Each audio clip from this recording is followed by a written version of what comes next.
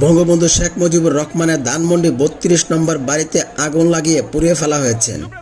প্রধানমন্ত্রী শেখ হাসিনা দেশ ত্যাগ ও তার দেশ ত্যাগের পর আওয়ামী লীগের কেন্দ্রীয় ও সভাপতি কার্যালয়ের পর ধানমন্ডি ৩২ নম্বরে বঙ্গবন্ধু স্মৃতি জাদুঘরে হামলা চালিয়ে আগুন দেওয়া হয়েছে।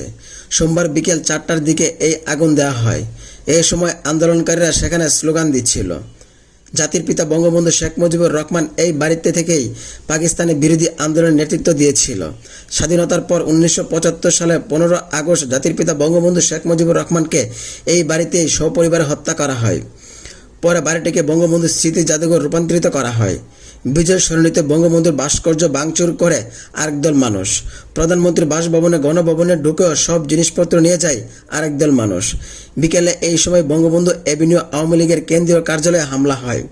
সেখানে দলের সভাপতির অফিসও জ্বালিয়ে দেওয়া হয়। কাছাকাছি সময় ধানমন্ডিতে আওয়ামী লীগের সভাপতির রাজনৈতিক কার্যালয়ে হামলা করা হয়। কেন্দ্রীয় কার্যালয়ের এক কর্মচারী বলেন, এখানে কিছু লোকজন প্রবেশ করে প্রথমে ভাঙচুর ও পরে আগুন জ্বালিয়ে দেয়। আওয়ামী লীগের ঢাকা মহানগর দক্ষিণ দপ্তর সম্পাদক রেয়াজ উদ্দিন বলেন, আওয়ামী লীগের কেন্দ্রীয় কার্যালয়ে পুড়িয়ে দিয়েছে বিএনপি জামায়াতের লোকজন। আর আশেপাশের সংগঠনের অফিসগুলো সাইনবোর্ডগুলো ভাঙচুর করা হয়েছে। বঙ্গবন্ধু এভিনিউ আওয়ামী লীগের কেন্দ্রীয় কার্যালয়ের নতুন ভবনটি সহযোগী সংগঠনের কার্যালয় হিসেবে ব্যবহার করা হয়। কেন্দ্রীয় কার্যালয়ের উল্টো পাশে ১৯ বঙ্গবন্ধু এভিনিউ ঢাকা মহানগর আওয়ামী লীগের কার্যালয়, ২৫ বঙ্গবন্ধু এভিনিউ যুবলীগের কার্যালয়, আওয়ামী লীগের আরও কয়েকটি সংগঠনের কার্যালয় সেখানে রয়েছে, সেগুলো ভাঙচুর করে আন্দোলনকারীরা। এরপর ধানমন্ডিতে আওয়ামী লীগের সভাপতির রাজনৈতিক কার্যালয়ে হামলা হয় বলে জানিয়েছেন কার্যালয়ের একজন রাজনৈতিক কর্মকর্তা। কার্যালয়ে আগুন দেওয়া হয় বিকেল ৪টা নাগাদ।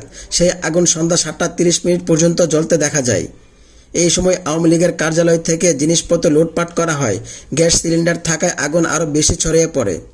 আলমারি, চেয়ার, টেবিল এবং বিভিন্ন জিনিসপত্র যা অক্ষত ছিল তার সবই নিয়ে যাওয়া হয় কোনো বাধা ছাড়াই।